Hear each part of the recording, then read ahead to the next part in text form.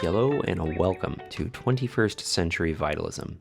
This here is a podcast exploring how we can best maintain a sense of energy, inspiration, and wakefulness while dealing with the unique stressors of this strange and potent time. My name's Brett. I'm going to be your host on this journey, and joining us on the show today is Mary Bond, a lifelong movement enthusiast who's studied under the legendary Dr. Ida Rolf. Having spent decades as a structural integrationist, Mary has gone on to write some of the most influential books that I've come across on movement, perception, and presence. In this episode, we're going to be focusing on her most recent work, the Body Mandala, and how connecting more fully to our posture, sensations, movements, and expressions can increase what's known as our somatic presence. It's a very powerful approach to embodiment, and due to the nature of this topic, this conversation has a bit of a transmissional quality to it, and that it also includes a guided meditation for you to directly experience what it is that she's pointing to. It's really quite incredible and a huge honor to have her on the show. She is somebody that I've had in mind since I started the show. So if you are inspired by this episode, as I am and have been, consider checking out her books, her online courses, and her other talks. And you can find her over at healyourposture.com. I highly encourage checking out the Body Mandala in particular. It is something I've been going through for this entire year, and it is just so powerful and immediate and genuinely transformational. So if you want to support this show, consider signing up for the Patreon over at patreon.com/21stcenturyvitalism. If you don't have the excess funds for that, a simple subscribe, follow, or like on YouTube, Instagram, and Facebook will do just fine. Apple reviews are also supremely helpful as well, so whatever you can do to help out, I see you and I appreciate you very much. Without further ado, please kick back, drink some tea, do some stretches, and open your heart for Mary Bond.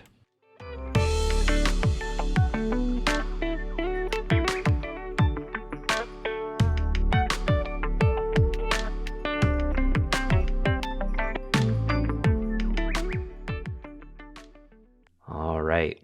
Mary, we are now live.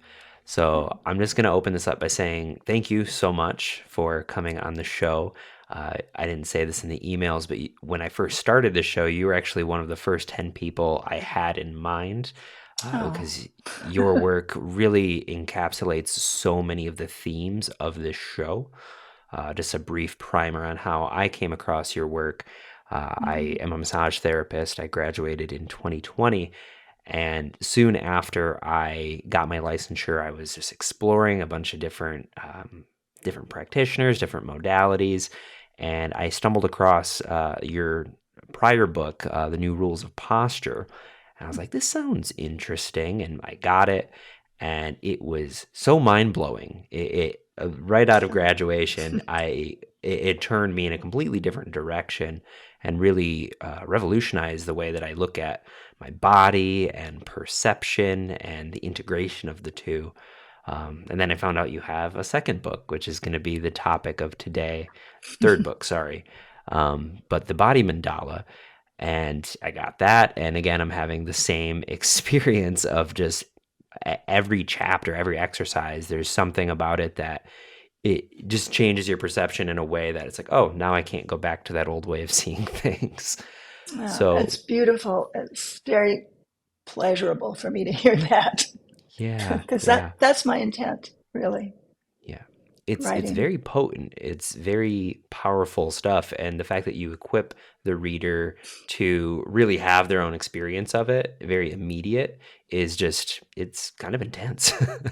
So I wanted to open this conversation by just hearing a brief story about how you got into this work, how you got into structural integration, and ultimately how you Mhm. created multiple methodologies for deepening people's awareness of their bodies. It's amazing stuff.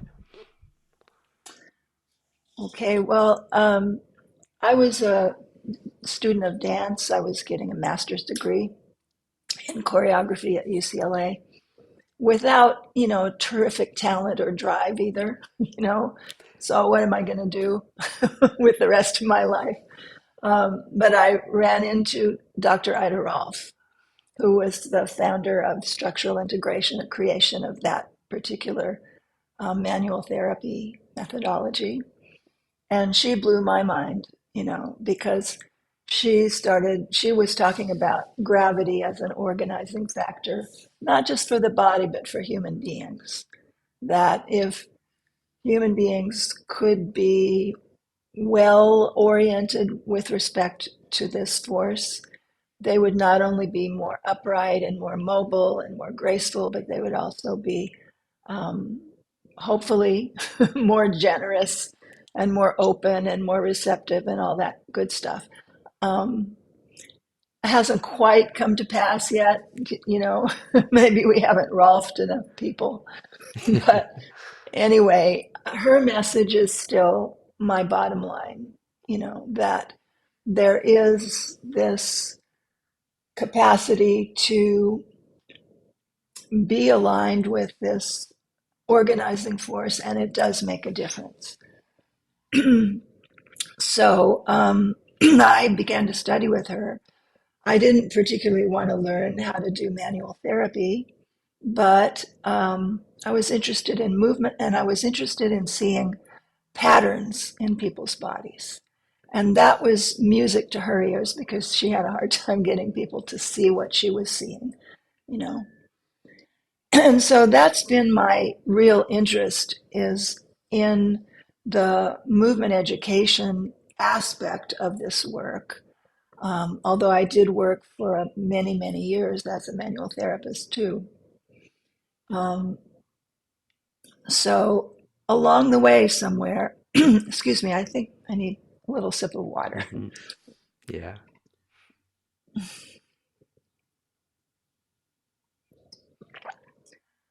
Along the way somewhere, I got the idea that I could write about this, that somehow I could put Dr. Ralph's message into language and um, I don't know, that I could somehow present it for the ordinary person who maybe never heard of structural integration or Ida Rolf and maybe never would, you know.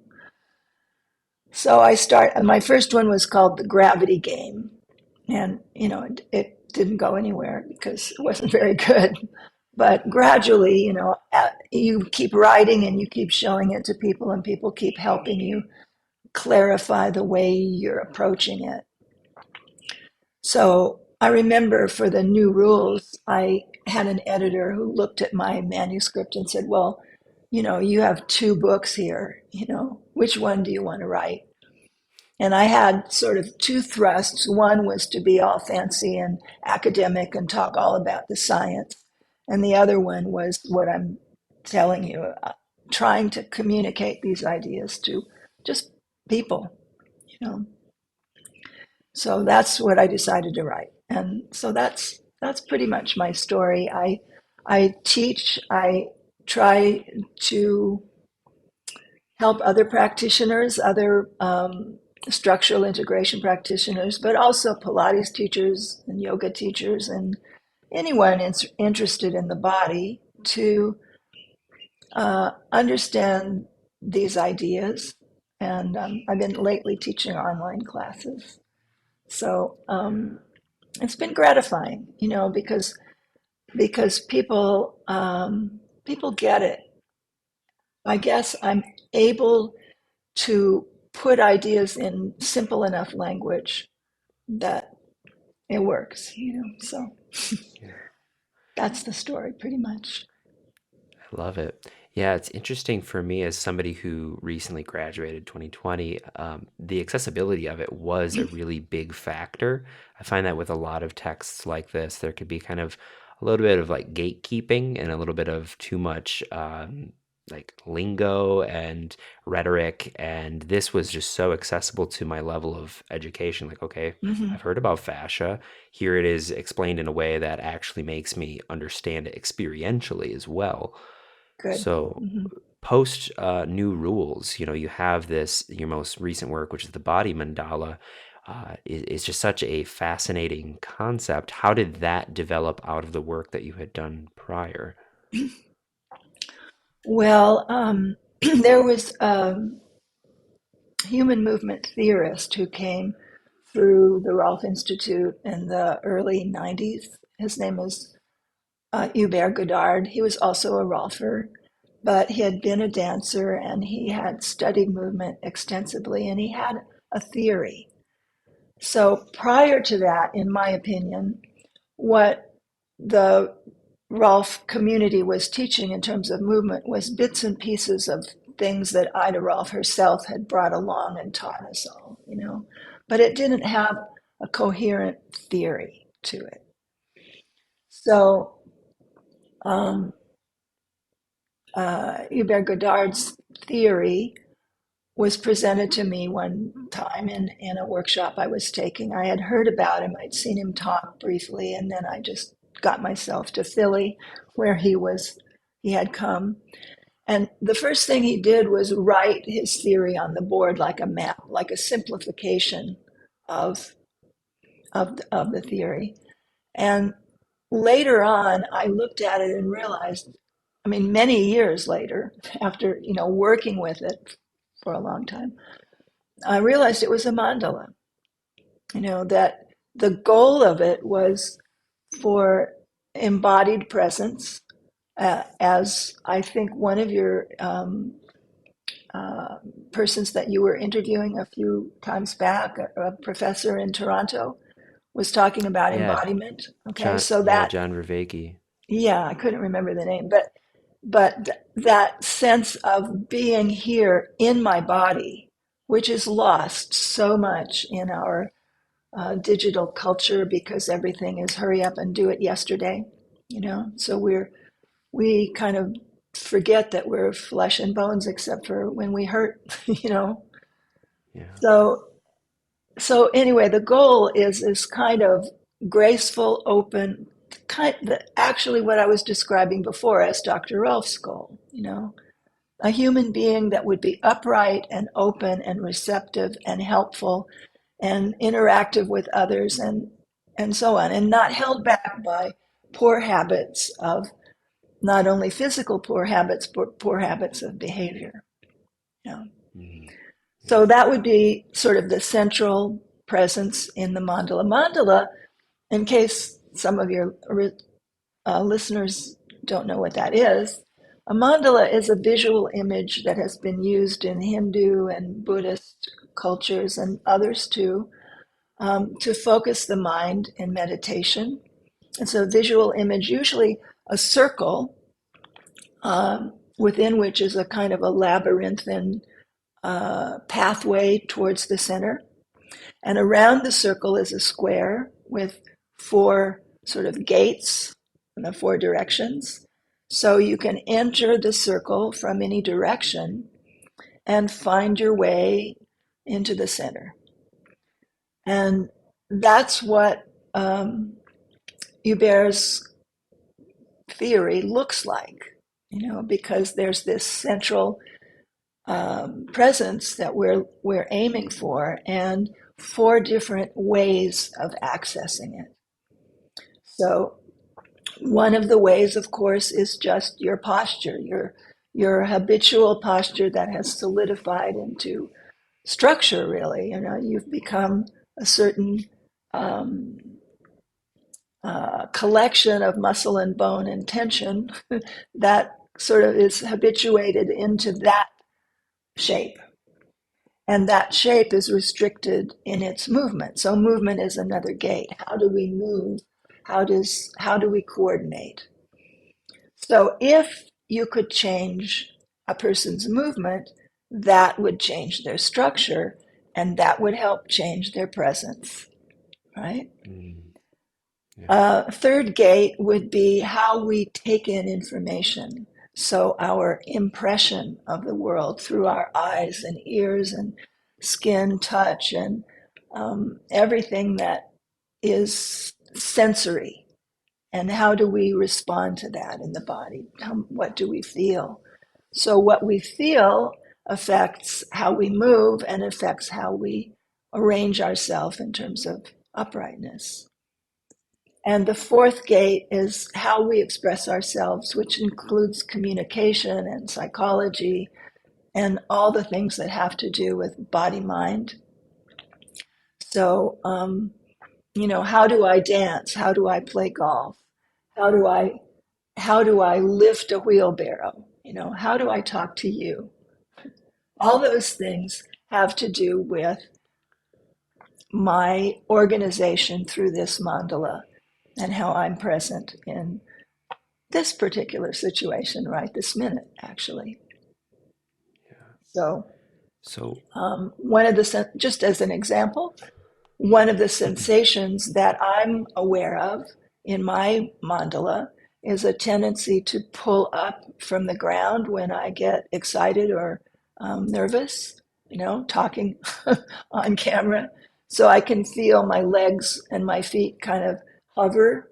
I mean, I'm still touching the floor, but if I'm mindful, I can drop my weight down into the floor and slow down a little bit, and it's more comfortable. so are there kind of universal tendencies within this, like the description that you just gave of your body? Is that going to change for every single body, or are there some general trends that you've noticed as a practitioner that carry over? Yes, all of the above, but the general trends are not just noticed by me, but were introduced by Hubert Goddard as part of the theory. So one is basic idea is that our sensations contribute to our perceptions. Sensation is just the raw data, and perception is our sort of interpretation of that data. So we have perceptions that orient us to this moment. And the two basic perceptions are being supported by the ground, being willing to let our weight be supported by gravity, basically. So that ground, we know it's familiar to talk about grounding. Basically, that's what we're talking about, being grounded. And the other, being grounded is also, being supported. The concept of support is really important because we have to allow ourselves to be grounded. And that's not always easy, especially if we've acquired habits that invite us to not be grounded for some reason or another. So, for example, trauma tends to deground us. So, habitually, a person who has had some kind of horrific experience tends to be alert, tends to be in the sympathetic nervous system, tends to be ready to, you know, is vigilant. So it's hard to be grounded when you're in that state. So learning to learning to be comfortable with the sensations of being grounded, learning to be comfortable with how you experience the weight of your body. It takes more than a minute, Yeah. it can take a while. I've been working on it for a couple of decades. Wow. So Yeah. the perception of the ground, that's one orienting perception. The other one is being oriented to the space around us. And the space isn't empty. You know, your space behind you includes the Buddhist flags, includes a curtain, includes some furniture, and then there's the space to the sides and all around us that include objects and people and things going on, events, whatever it is, happenings. So that how we orient to the space around us can also be supportive or not supportive. You know? Mm. So these two orienting perceptions need to be in balance. Some of us tend to be more oriented to the space. Some of us tend to be more oriented to the ground, and that changes the way we move. It changes the way we express ourselves. It changes what we take in. It changes our structure, and it changes how we're present in the moment. So working for a balance of those two, the right balance in any particular situation, will give us resilience, which is a good thing to aim for, I think. Yeah. Yeah. Could you explain resilience a little bit? I feel like it's one of those words that everyone comes with their own kind of ideas about it, but within the somatic framework, what does resilience kind of allow us to do? For me, it's like adaptable, being able to respond in in an appropriate way to whatever is happening. I mean, to be resilient is to bounce back, right? That's the kind of physical image to me as a something that has a stretchy quality. You know, it can Yeah. change. Yeah, I almost the word that just kind of flashed up for me was spontaneous, in I terms of think just that's being in able to there. yeah, just Hmm. to So spontaneously that meet the that moment. includes time. Spontaneity includes timing, I think. Mm, yeah. So going back to like the fact that there's these four gates and they each kind of interact with each other, could you start at any one of those gates?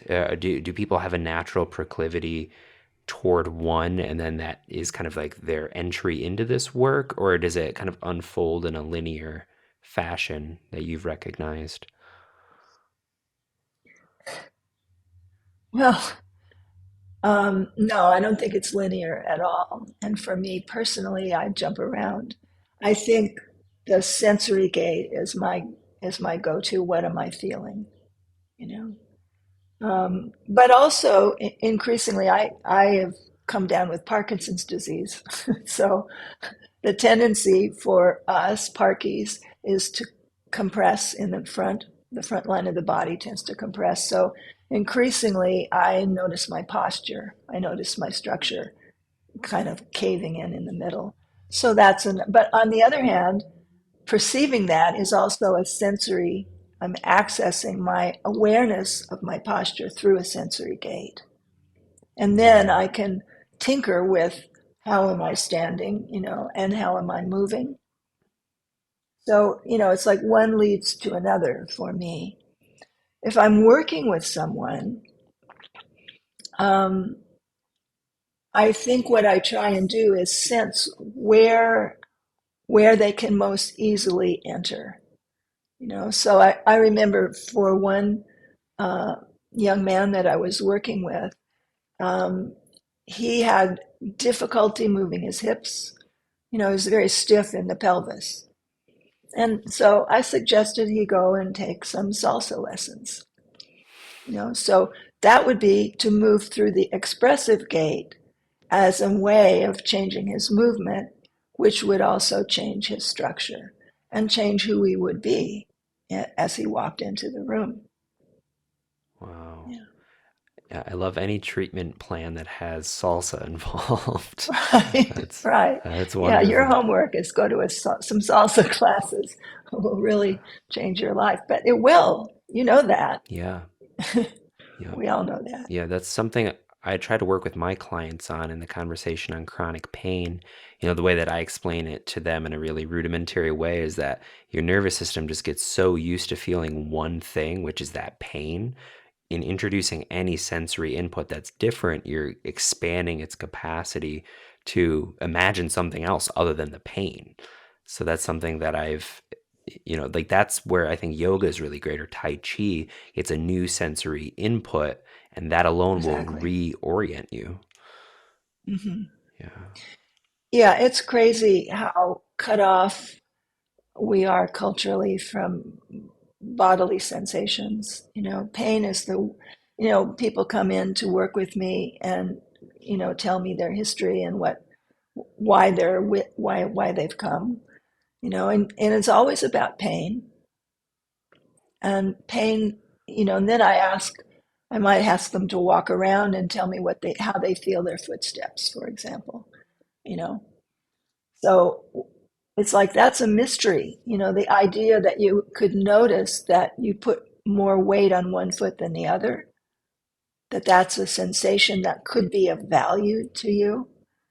That's news to most people, but it would be of value, right? If you're always leaning to one side, maybe because of the pain, but maybe not.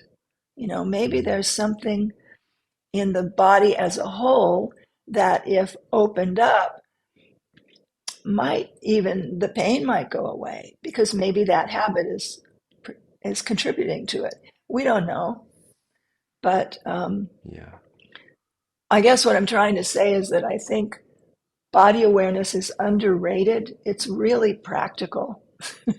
That's my view. It's like the more aware of what's going on in your body you can be, the better. And lots of times also it gives us guidance. It tells us, do this, or hey, that's not a good idea. Some impulse that you feel in your body says, wait, you know, or hey, that's a good one, go for it, right? Yeah. That was something I actually had planned for later in the conversation, but it's kind of coming up organically is this idea of interoception and intuition.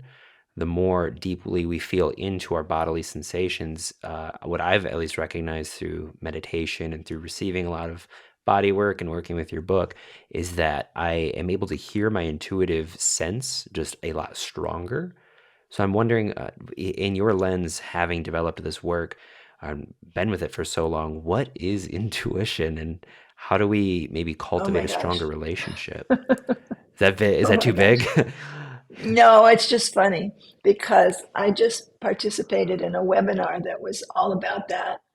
I don't know. Oh, There's awesome. if people have heard of it's a structural integration school that is uh, associated with Ida Rolf, but was developed by a man named Joseph Heller. So it's called Heller Work. And this community invited various practitioners in the structural integration wider um, world to participate in a monthly webinar about intuition, and how we use Wow. intuition in our work. So what you're implying is exactly what I tried to do. Is I pretty much offered a movement meditation uh, hour or two. I used music, I used chanting, I used internal awareness of the weight of the body and the space around the body and all the things that I teach all the time. But at the beginning of the class, I asked people to just get quiet and let their body be a kind of pendulum. You probably used a pendulum or tea bag to kind of get a yes or no answer sometimes. So your body can do that, right? So I asked them to just relax a moment and just ask themselves, um, in a situation where I don't know what to do, how do I experience a yes feeling or a positive feeling? Is there some tickle or itch or movement or something in my body that says yes, right? Or, and then relax again and feel the same for a negative response. So then we did all these things that had to do with movement and being dropping into the body more deeply, feeling more deeply. And at the end, I invited them to do the same little, yes and no. And what was so interesting and wonderful to me about this class was at the end, when they had the opportunity to talk about it and ask questions and, all that, hardly anybody had any questions because they were so quiet inside. Yeah, and so, I think one person mentioned her response had changed and deepened a little bit. And I didn't care, it was a class, so I felt like I had to give a before and after, right? But really, what I Mhm. was trying to do was say, your body knows. Just go in there and explore. And I think that's been the source of any intuition that I might have developed, is that I have, having been a dancer, always participated in types of meditation that had to do with the body and with moving the body rather than with sitting. Although obviously sitting is important and is a different, but it's a different road, you know. Yeah. Yeah. Yeah, it leads me to think, I mean, it's something you mentioned a little bit earlier that we're so disconnected from the body sense. And I don't know what it is within our culture that really prioritizes the mental intellectualization when we totally bypass the fact that the body has its own innate wisdoms and is always communicating like what's right for us, what's wrong for us. But I feel like we as a culture Mm-hmm. have just totally lost the ability to communicate with it. So that's why I think, I mean, as a massage therapist, like this kind of work and what you're doing with your books and your practice is one of the key components of moving forward in a pro-human, like save the world kind of way. Like this is an essential part of the equation is remembering the body as nature, as connected to wisdom. Really, if our hominid ancestors had no spatial orientation, if they weren't aware of what was going on around them, they wouldn't have eaten breakfast. They would have been breakfast, right? Yeah, yeah, So we have that same capacity to be to be you know bigger than our narrow little focused intention for today and tomorrow. yeah, And I think that the digital living, the digital culture that we're in has not helped us, because it has allowed us to move so little. We become less and less able to move the less we move. And the less we move, the less we feel, right?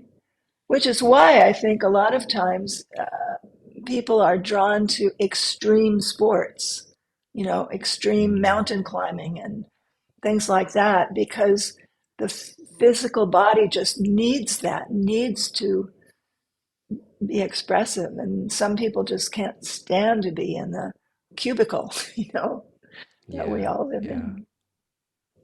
yeah. It almost I, feels like to me when, sorry, but like this idea of just living our lives through a digital lens and always being on our devices, I don't know if this is possible, but it seems like it closes those gates on the mandala. And that when you're in public, you're not really expressing to other people, you're not connected to your senses.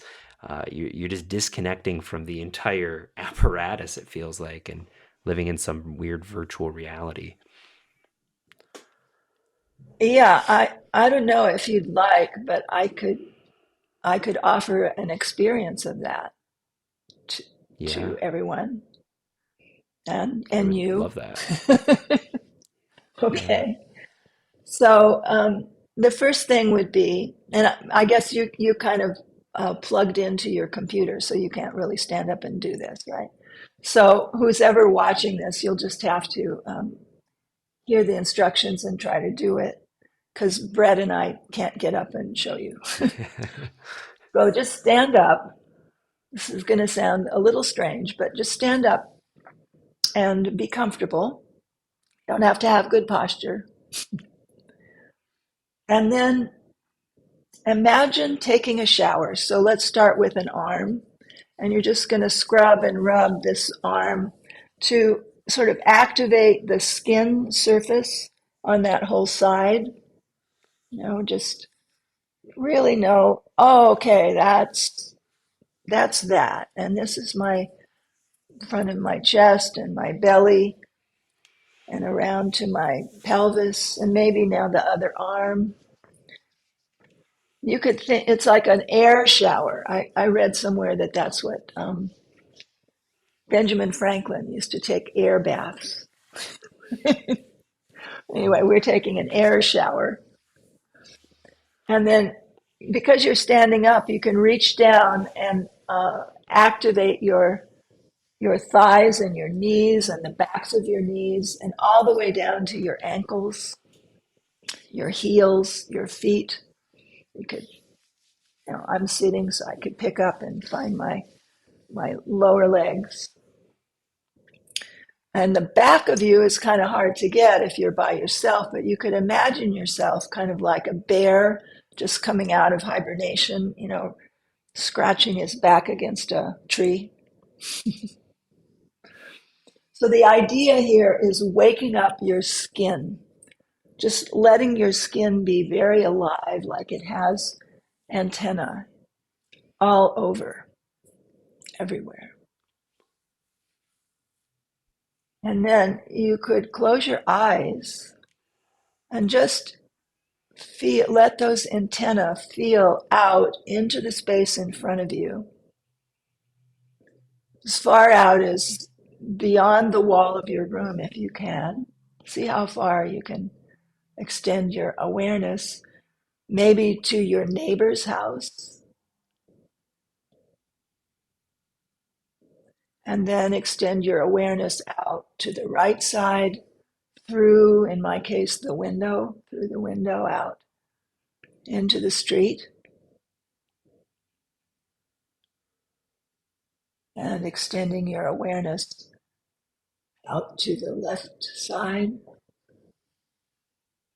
Now, part of this is imagining that your skin can feel beyond your skin boundary, but also you're using visual memory and auditory memory because you know where those places are.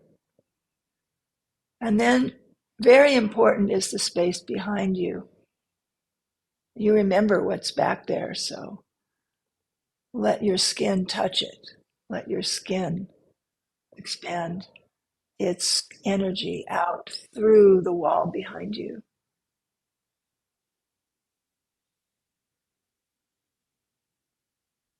And then just standing there, let yourself sustain that awareness of yourself,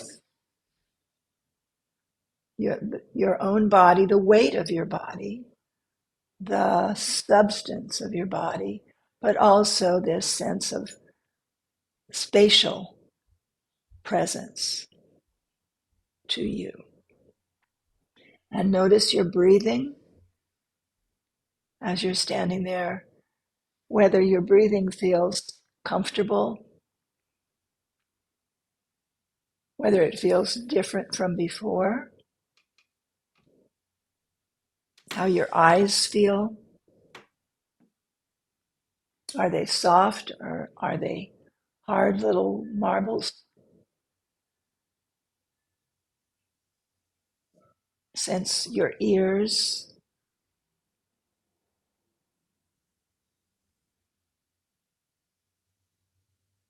And sense your uprightness, your tallness, your stature. How big are you?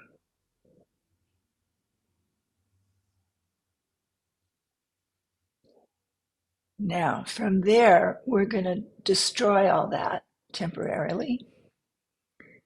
I'd like you to, in your imagination or for real, pick up your cell phone and imagine you're awaiting an urgent message, and you go down and look at your cell phone and you scroll through it, looking for this message. It's a really urgent situation that you have to deal with. And just feel what happens when you really go into focusing on your device and focusing on the future, which is what you're doing because it's urgent. And keep that state of being, and notice the feeling of your breath. Notice the texture of your body and the size and shape of your body. Notice the quality of your eyes, the way they feel.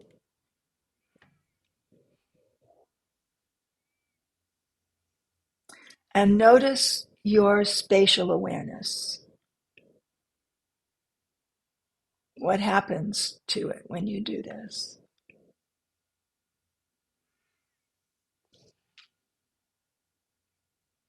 Okay, so I just keep it for another moment like that. And I assume there's a difference between one and the other. So let's see if you can keep that phone and a sense of an urgent message, but at the same time, allow yourself to be aware of the space behind your body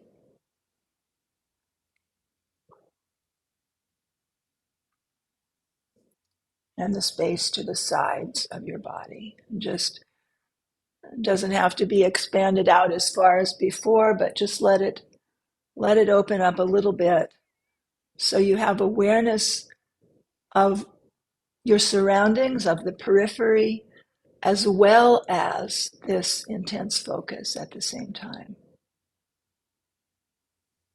See if you can balance that.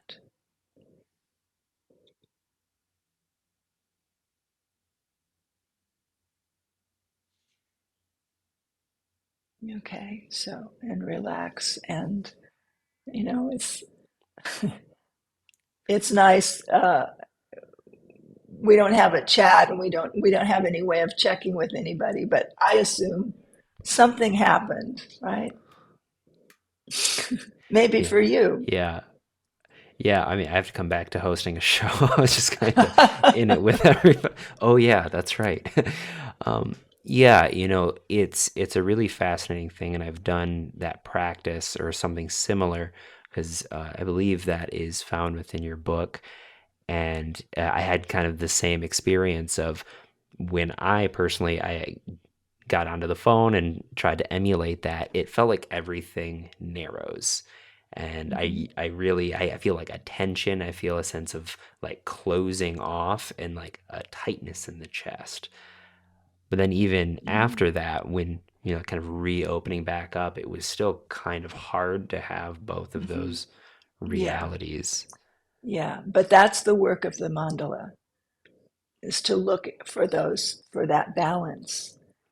That's what I call perceptual tensegrity. Um, tensegrity is, uh, well, this is a tensegrity structure, right? You've seen these Oh, things, right? yeah, yeah. It's like a little children's toy. The idea is there's these struts that are held in place by um, strings, so it's like that. And so if I change the shape of the strings, it changes the shape of the object. Not very well, because this is a toy and it's supposed to be indestructible. But Yeah. hopefully you get a little bit of an idea. The idea of tensegrity is there's this um,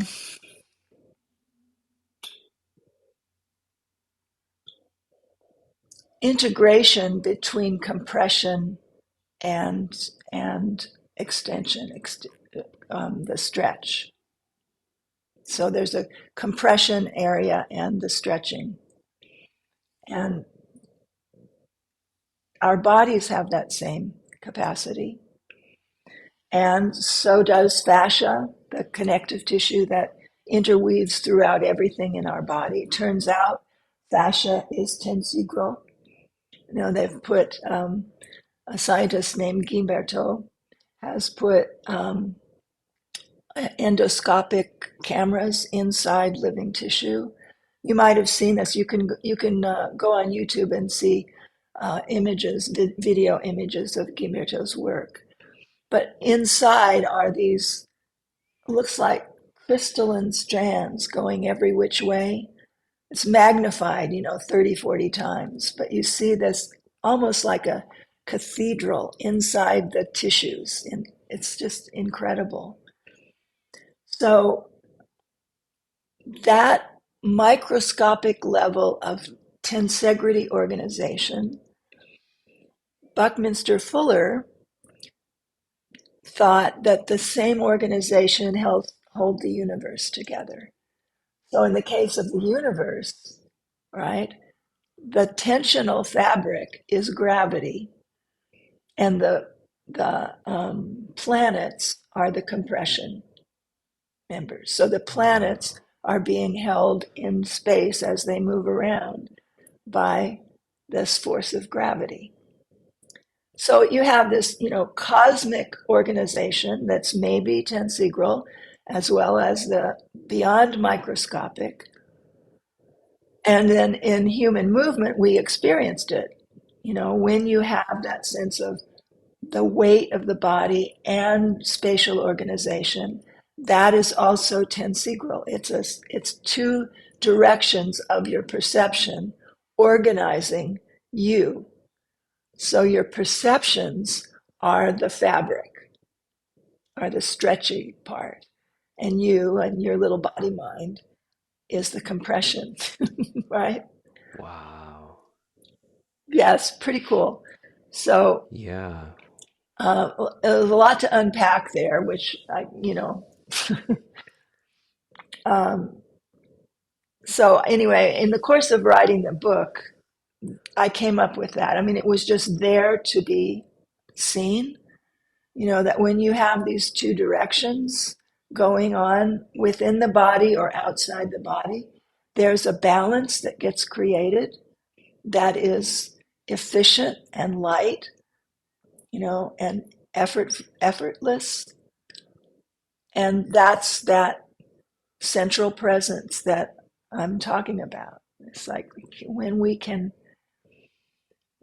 cultivate that over and over through yoga practice or through tai chi, as you suggested, or through meditation, and then can we fold the laundry and be aware of that? Can you have an argument with your boyfriend and still have your backspace rather than, you know, Yeah. Yeah. getting way upset? So it's really quite practical, um, but it takes a lifetime of meditating on it. And yeah, I think it's revolutionary to be part of a somatic community that says, "Hey, let's not leave our bodies and live in these little devices," because that's what's happening.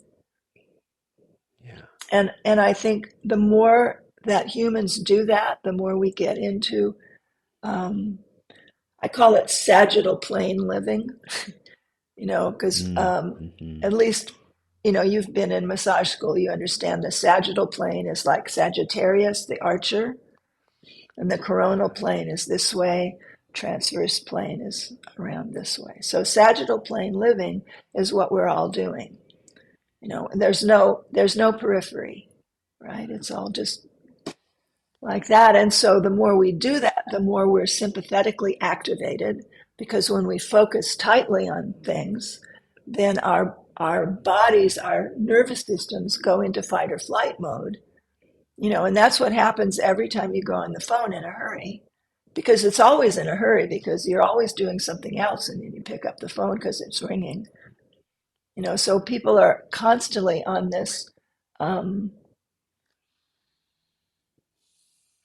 way of being in their bodies that is the opposite of what you and I are hoping to help them, uh, feel and come home to, you know. Yeah.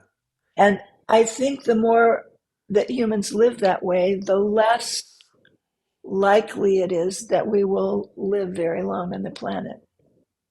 I think we're destroying ourselves with that, with that, with that lack of consciousness. Yeah.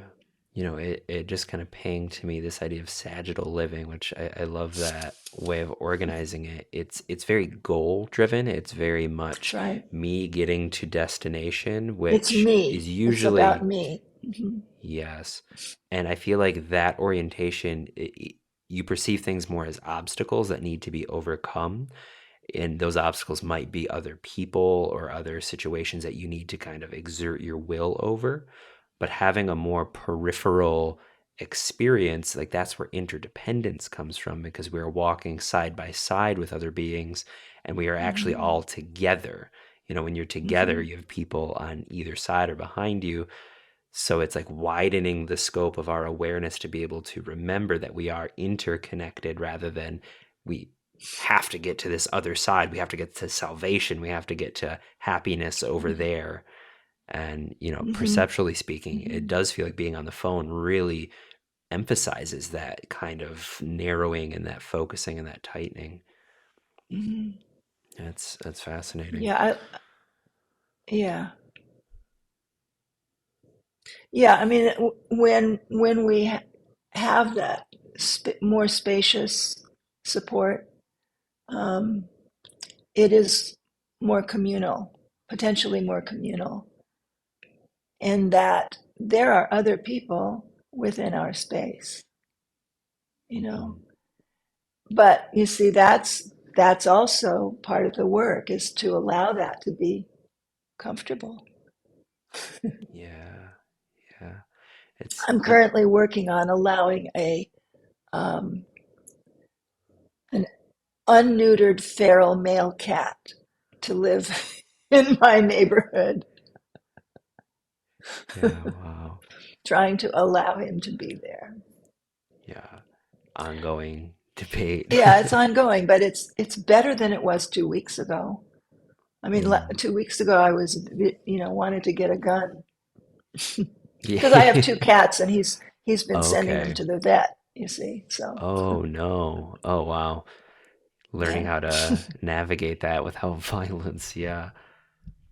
Yeah, this idea of connecting to a spatial quality of our awareness, my understanding right now is that for the perceptual tensegrity model, just having more of a sense of space allows a lot more ease within it, is kind of how I'm hearing you, Hmm. which is Well, interesting. yeah, because did I interrupt the rest of your question? I'm sorry. No, no, it's okay. Yeah, Yeah, because when you have more awareness outside your body, there's more space inside your body, right? I think if you think back to before you picked up the phone, I hope people had the experience that they were bigger. yeah, They felt physically the the wholeness of themselves. And when you compress yourself into the sagittal plane, you're smaller and more compact.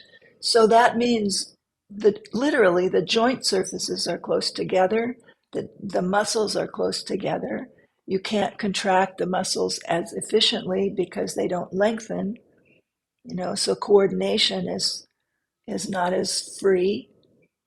So literally you have changed the way you stand and move by changing how you perceive the world. yeah. Yeah, one of the first things that I really got me really turned on to the power of your work was, I think it might have been a TED talk. You were giving a lecture, it might have been at Google, It but was a Google Talk. I didn't do a TED Talk. that's the one Yeah. then. But it was this exploration of exploring kind of the space behind you, and it was kind of what we just did, but kind of expanding your awareness beyond your skin.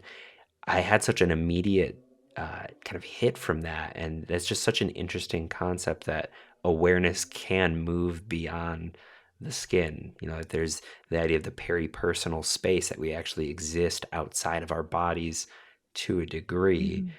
Mm-hmm. How, Mm-hmm. I know, I just wanted to throw that out there, that I just think that that is such a novel thing that most people go their entire lives without ever experiencing, and it was just so immediately available. Yeah, but we do experience it. You know, if you, I mean, the peripersonal space, it extends out pretty much to the ends of your fingertips in all directions, right? And it's coded in your brain. There are little brain cells that record that. So literally, your body extends out in that far.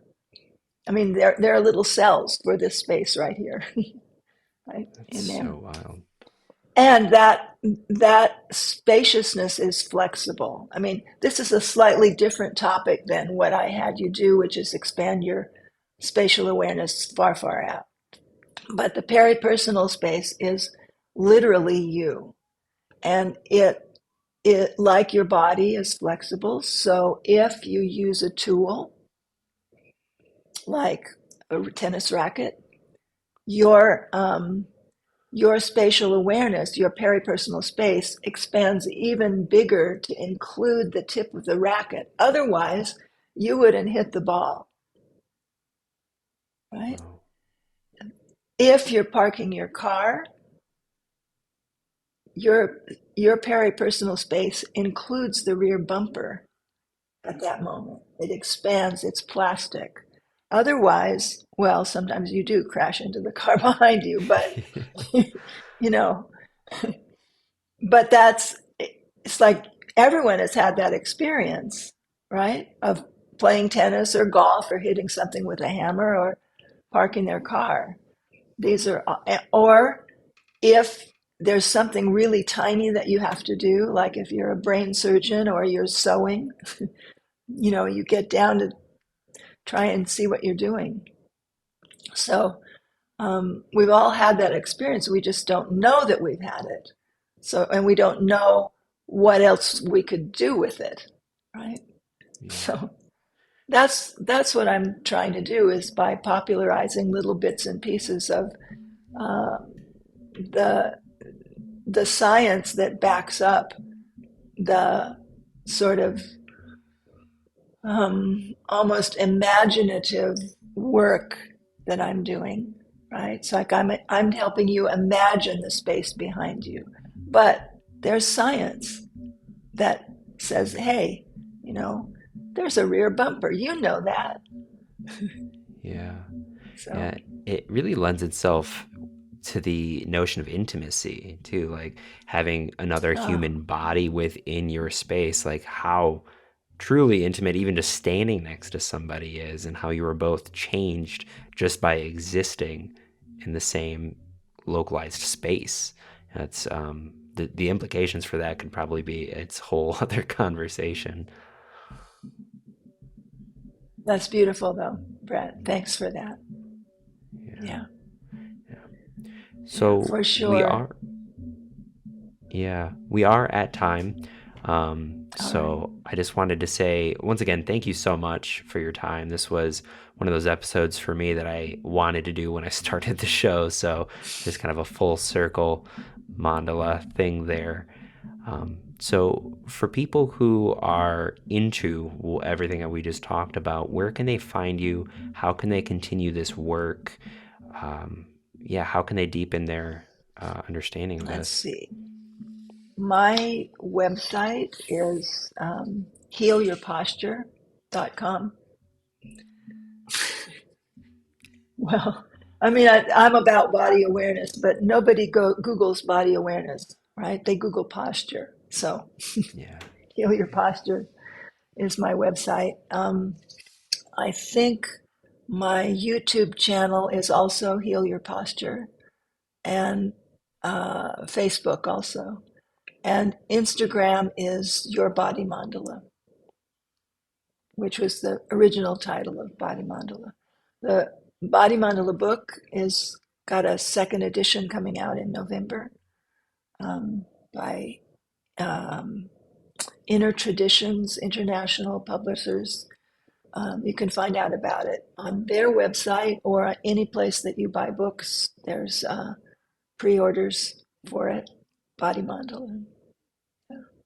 Wonderful. And if you go to healyourposture.com, you'll see that I work with people. I teach online classes and I coach people at great distances, but it's somehow successful anyway.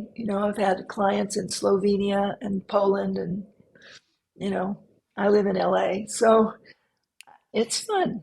It's really fun. Yeah.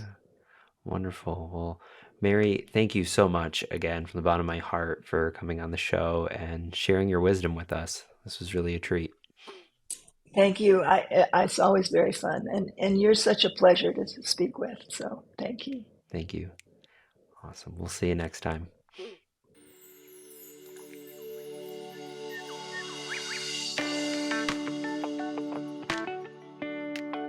All right, that was the episode. Thank you so much for listening all the way through until the end. I really do make this show for you in particular. That was Mary Bond. Hopefully you felt as inspired as I have felt from tuning into her work for the past couple of years. If you want to continue checking her out, head on over to healyourposture.com or look her up on YouTube. She's got a lot of really great content out there that can be just as immediate and direct as what you experienced here. If you want to support this show, head on over to Apple Podcasts, leave us a review. You can subscribe on YouTube, like us on Facebook, follow us on Instagram, or most impactfully, you can subscribe over at Patreon, patreon.com/21st Century Vitalism. Any little bit helps. The show takes quite a bit of time. It's a labor of love, but I would like it to be a labor of labor and get compensated. So that's also great. No pressure. Hope everything is going well with y'all, and we'll see you in a couple more weeks.